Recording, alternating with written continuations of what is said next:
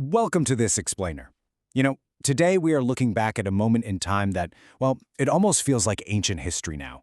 We're revisiting a period when sport actually bridged a massive divide.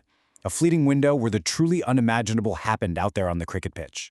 It's a story of tension, of unexpected triumphs, and a fading era. Let's get right into it. Think about it for a second. When was the last time Pakistan and India played a standard bilateral series? Given the political realities we're looking at today, a bilateral tour between these two nations seems virtually impossible, right? And what's really striking is that there's an entire generation of cricket fans out there who have never witnessed this historic rivalry outside of major multi-team tournaments. But there was a time when they actually played regularly, and this 2012-2013 tour we're exploring today, it was the very last chapter of that incredible story. Section 1. The End of Cricket Diplomacy. Now, to truly grasp the weight of this tour, we have to look at the heavy, incredibly complex political context surrounding it. The atmosphere leading up to this point was fraught, to say the least, and the diplomatic ties that allowed for regular cricket had essentially evaporated.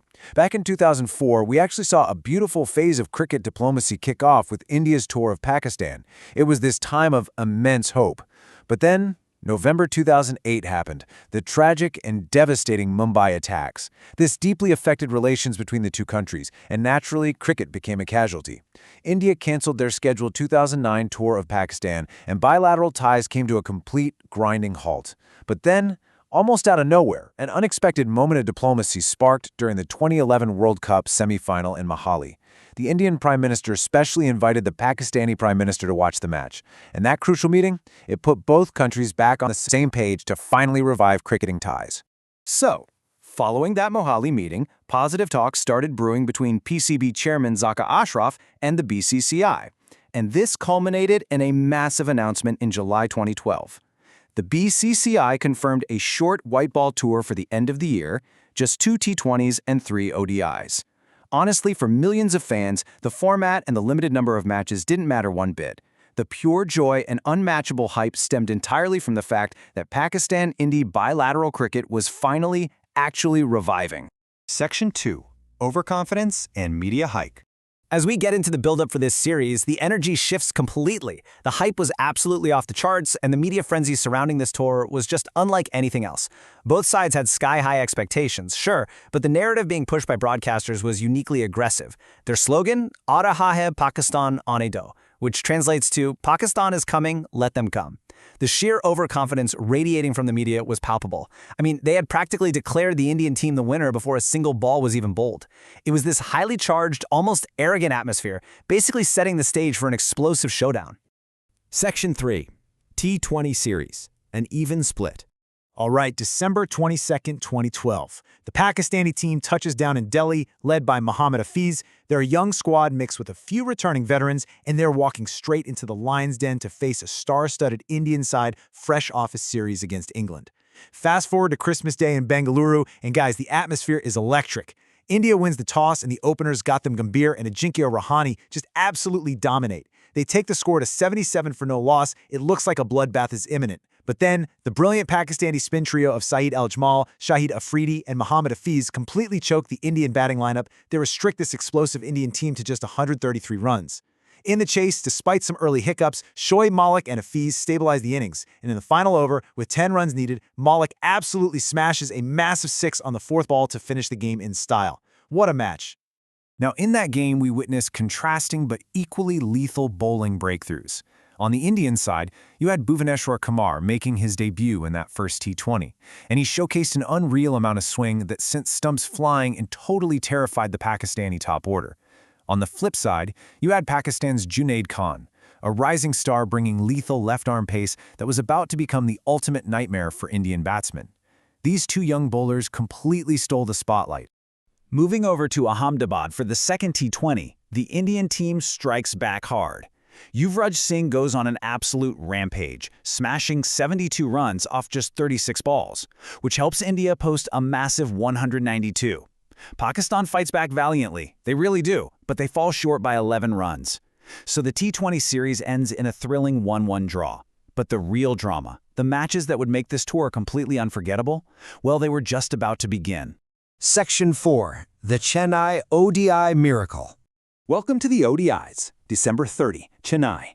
The stadium is packed to the rafters. Everyone is expecting the Indian batting juggernaut, featuring megastars like Virat Kohli, to just easily dismantle Pakistan. But one man was about to completely flip the script. 29 for 5. Think about that number for a second. Absolute madness unfolding in Chennai. Junaid Khan delivers one of the most devastating opening spells in modern cricket history. With sharp, lethal dippers, he cleans up Virender Sehwag. Then he takes out Virat Kohli. Then Yuvraj Singh. Then Rohit Sharma. All four clean bowled. India's legendary top order is reduced to ashes, reeling at 29 for 5. It was a bowling masterclass for the ages. But you can never count out a champion. With his team facing total humiliation on a very difficult overcast pitch, MS Dhoni stands tall. He builds this crucial partnership with Suresh Raina and then unleashes a heroic unbeaten 113 under immense pressure. He basically single-handedly drags India to a highly defendable total of 227.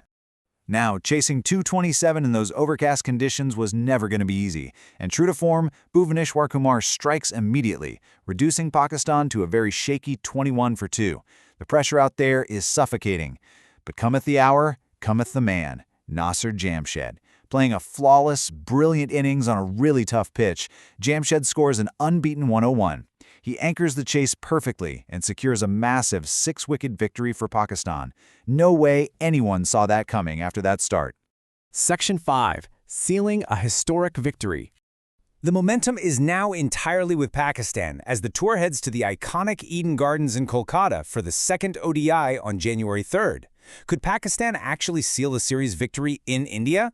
Well, the results speak for themselves. They did exactly that. Down at Eden Gardens, Pakistan puts up 250 and then rolls India out for just 165, winning the match and sealing a historic series victory. And notice the key performer here. Nasir Jamshed strikes again with another brilliant century, scoring 106. Now, with the series already won by Pakistan, India manages to take the final dead rubber match in Delhi after bowling out Pakistan for 167. So, what were the actual pillars of this unforgettable triumph? First, the incredibly strong, unifying leadership of Misbah-ul-Haq. He really molded the team into a highly competitive unit. Second, the sheer bowling dominance of Junaid Khan tearing through the top order, and Saeed Ajmal weaving magic in the middle overs. And finally, the undisputed backbone of the batting, Nasir Jamshed. Interestingly enough, all three of his career ODI centuries came against India. Tragically, as our sources note, his promising career would later be destroyed when he became involved in the 2017 PSL fixing scandal. But back in 2012, he was exactly the hero they needed. Section 6. The rivalry's final chapter. As the dust finally settled on the pitches of India, the reality of what had just been achieved really began to sink in. This wasn't just a win, it was a deeply emotional milestone for a team that had a whole lot to prove. The Pakistani team boarded their flight back to Lahore, having completely shattered the pre-series arrogance of the broadcast media. They didn't just compete, they conquered. Without a squad full of flashy superstars, they operated as this cohesive unit to achieve one of the most celebrated and historic ODI series victories in Pakistan's cricket history. The celebrations back home were absolutely immense, viewing this as a monumental success. Yet, looking back from where we stand today, there's a profound melancholy to this triumph. Because nobody knew that this would be the last time.